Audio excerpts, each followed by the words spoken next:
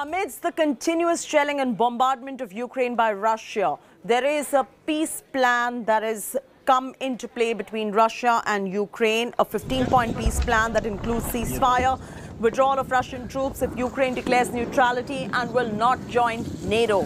Meanwhile, Russian President Vladimir Putin has said that the country has succeeded in their Ukraine operation.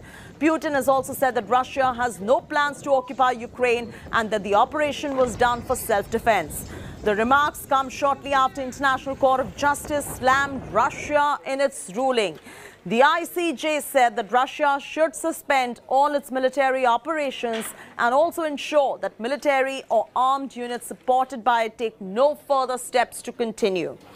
The order passed will have a binding effect and invokes international legal obligations of the state. The court has further asked both the nations to refrain from any action that may escalate this situation. Reacting to ICJ verdict, Ukraine President Zelenskyy said that Ukraine has gained complete victory in court, adding that if Russia fails to comply, it will isolate further.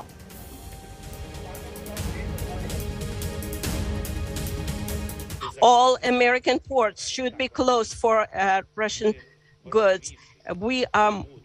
Peace is more important than income, and we have to defend this principle in the whole world. We already became part of the anti-war coalition, a big anti-war coalition that unites many countries, dozens of countries, those who reacted to, in principle, to President Putin's decision to invade our country. But we need to move on and do more. We need to create new tools to respond quickly and stop the war, the full-scale Russian invasion of Ukraine.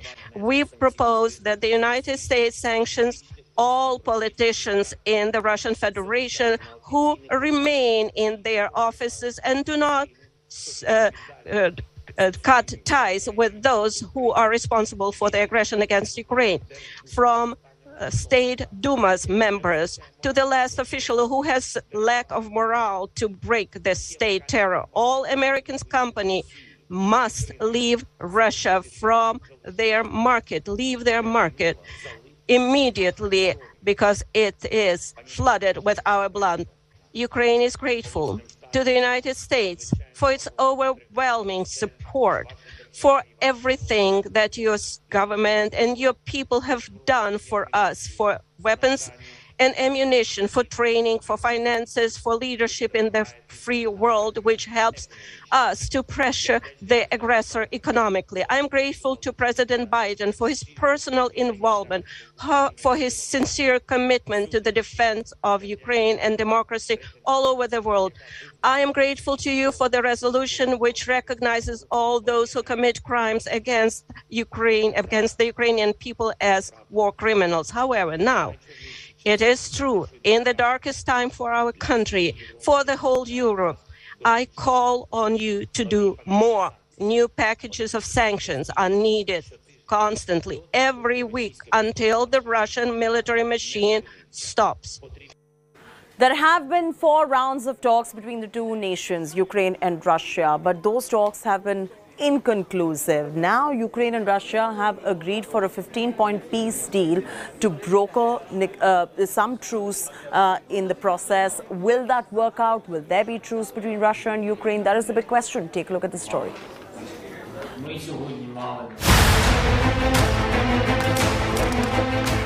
After 21 days of raging war, there is some hope for truce. Russia and Ukraine are finally in a mood to negotiate. After 4 inconclusive rounds of talks, the 5th one seemed to be a step in the direction of peace. Russia and Ukraine are now trying to chalk out a compromise formula, including neutrality status for Ukraine as one of the options. Under neutral status, Ukraine would become part of European Union, but not NATO, like Austria and Sweden. Kremlin has given the green signal to this option. Он сейчас, по большому счету, он сейчас всерьез обсуждается в увязке, конечно же, с гарантиями безопасности. Это ровно то, что вот президент Путин говорил в феврале на одной из своих пресс-конференций. Любые возможные варианты, любые общеприемлемые. Kyiv, however, has ruled out the Russian proposal. Ukraine wants a legally binding security pact signed by international partners. Ukrainian and Russian delegations have come up with the 15-point tentative peace plan. It lists the issue that needs to be resolved before a compromise. These include Ukraine declaring neutrality, limiting the Ukrainian armed forces, renouncing Kyiv's ambitions to join NATO, and prohibiting Ukraine from hosting foreign military bases in exchange of security. Ukrainian President Volodymyr Zelenskyy has claimed the talks are heading in the right direction. Це важливо. Складно, але важливо, тому що будь-яка війна завершується угодою. Зустрічі тривають, як мені доповідають, позиції на переговорах звучать вже реалістичніше. Проте ще необхідний час, щоб рішення були в інтересах саме України. While talks are going on, Russia's relentless bombing of Ukraine continues. The question everyone is asking now is, how soon can the two warring nations reach an agreement? Bureau Report, India Today. So what is the Russia-Ukraine peace plan all about? The 15-point plan encapsulated on your screens. One is, of course, the neutrality status for Ukraine. That is a part of the peace plan. Let's get you the other point, limiting Ukrainian armed forces. That also is a big part of the peace plan. Then renouncing Kiev's ambitions to join NATO. This is the only way Russia is going to back off. Prohibiting hosting foreign military bases as well. So the war is in day 22. These are the key top takeaways of the 15-point peace plan we were talking about. Now, after 21 days of ferocious Russia-Ukraine war, there is now hope for a truce. That is being seen at the moment. This after Ukrainian President Zelenskyy acknowledged that Ukraine will not become a NATO member. Ukraine's bid to get NATO membership was at the heart of the crisis. Zelenskyy also said that he sees room for compromise in the ongoing talks with Russia. On the other hand, Kremlin has shown signs of willingness. Ukraine has suffered an unprecedented human tragedy in the face of the Russian invasion. Now, after 21 days of fighting, there is hope of a truce. The man who is leading the war against mighty Vladimir Putin, Ukrainian President Zelenskyy, says he sees room for compromise in talks with Russia. This comes as Moscow has stepped up bombardment of Kyiv, targeting even residential areas. І працювати кожному на своєму місці, кожному, в тому числі нашим представникам, нашій делегації у переговорах з Російською Федерацією. Це важливо. Складно, але важливо, тому що будь-яка війна завершується угодою. Зустрічі тривають, як мені доповідають, позиції на переговорах звучать вже реалістичніше. Проте ще необхідний час, щоб рішення були в інтересах саме України.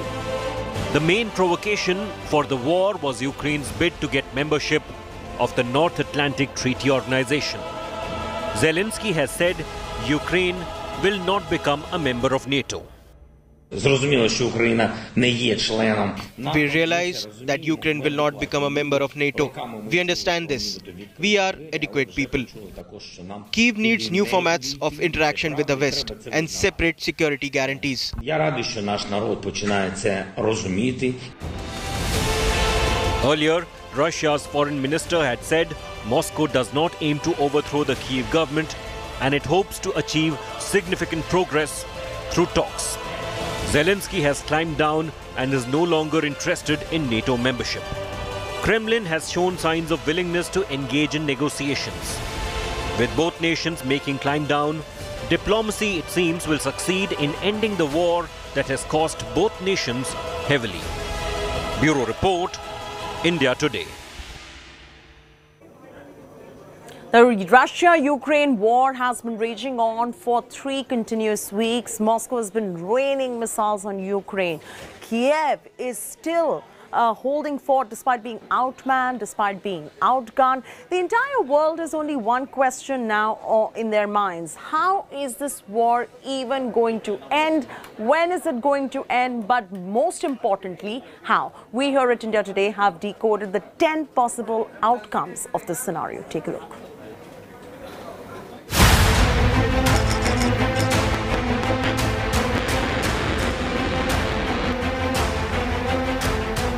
Three weeks and peace is still a distant dream in Ukraine. Cities continue to be bombarded relentlessly by Russian missiles. As the humanitarian crisis deepens, India Today decodes the 10 possible scenarios in which the war could end. Scenario 1. Putin bombs Ukraine into submission at a massive human cost and installs a puppet government in Kyiv. Scenario 2. Zelenskyy is forced to quit and a new government takes over in Ukraine. Scenario 3.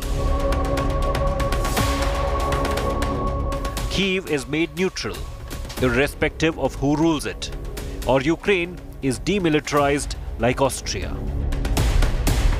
Scenario 4.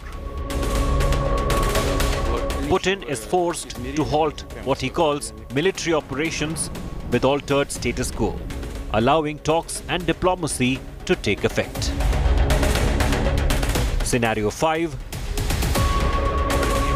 Ukraine is forced to recognize the two breakaway regions of Donetsk and Luhansk, as well as Kherson, as independent regions captured by Russian forces.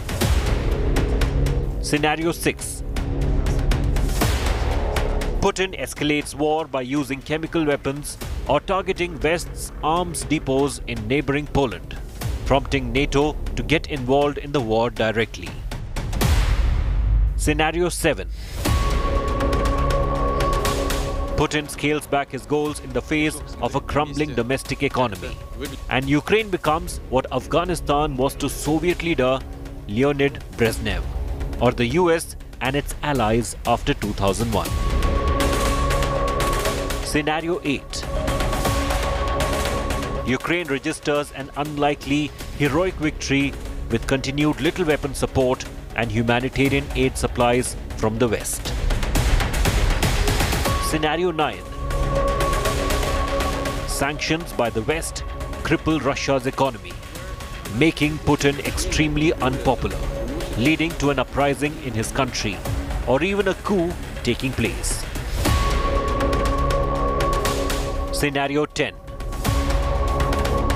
Cornered by NATO and the European Union and depleted of weaponry, a frustrated Putin goes for nuclear strikes, potentially leading to World War III and widespread catastrophe.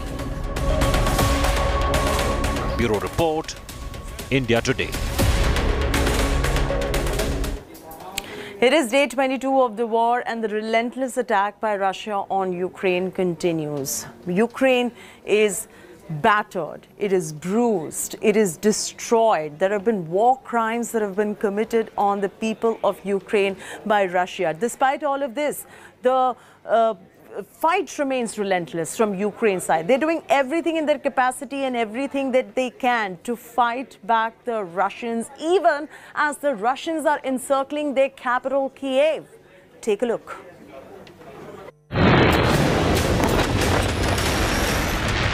Three weeks of hellscape. A ravaged country, flattened and punished by a superpower. Its capital under siege. Armed forces in disarray. Cities burning. But Ukraine continues to show remarkable resilience. Ukrainian guns are far from falling silent. These night images of incredible Ukrainian counter-strike. These night images of incredible Ukrainian counter-strike show how the overwhelmed, outmanned and outgunned nation is still fighting back. Still taking the war into enemy camps. With a brave and determined fight back. The barrage of attacks so far successful in stalling a full-blown takeover of capital Kyiv. By the far superior and much better armed Russian invading force. Ukraine soldiers with tank-killing guns were seen destroying Russian armored carriers and tanks with the trademark Z symbols.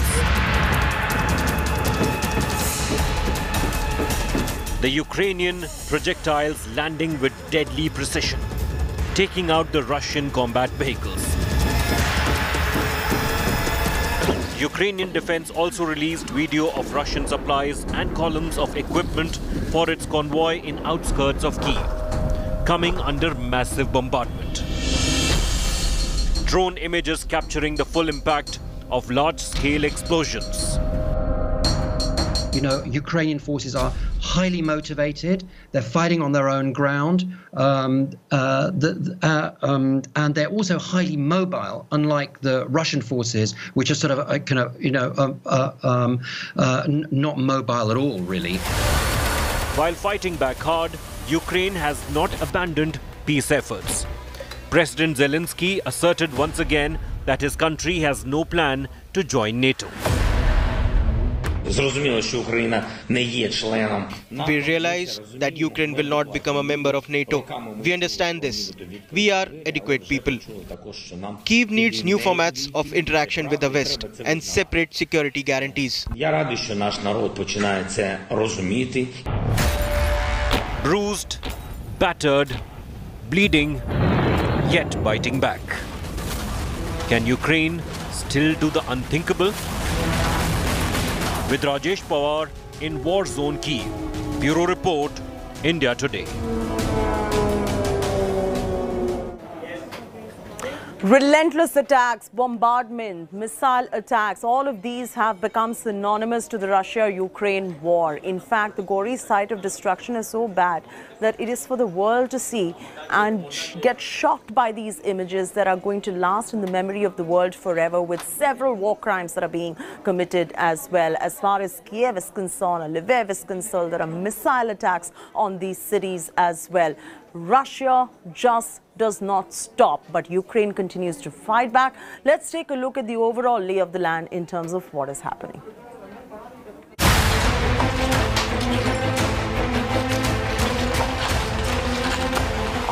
Death and destruction everywhere. From capital city Kyiv. A complete building has been destroyed, and there was another blast which I saw just before this. It was in the middle of a road. Nearby buildings were damaged, but it fell on a broad road, so not much casualties. But here I believe few people have died and a lot of them were injured. To Ukraine's western city of Lviv. Air raid sirens up again, blaring in the city of Lviv. People have been going into the bomb shelters. Not many, quite a few of the apartments over here do not have bomb shelters, but the parking and the basements are where they're moving. Russian missiles are raining misery. This four-story residential building in Kharkiv was reduced to rubble in seconds, killing at least 2 people. Ukraine has alleged Russian airstrikes have made evacuation attempts dangerous. The relentless Russian assault and the West's risk-averse assistance has forced Ukraine to climb down. The country has reaffirmed it will not join NATO. 4 high-rise buildings in Kyiv were bombed this morning. Dozens of people were dead. They shell schools and universities.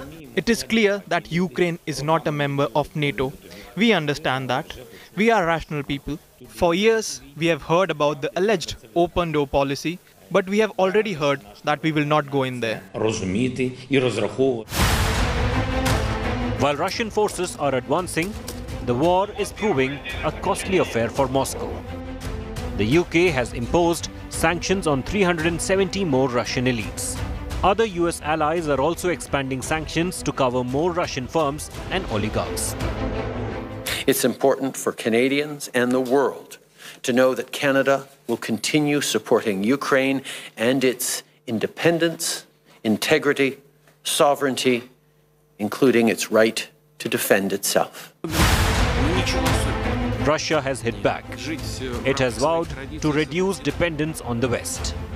We will solve the problem, and the solution will be to no longer depend on our Western partners, be it governments or companies that are acting as tools of Western political aggression against Russia instead of pursuing the interest of their businesses.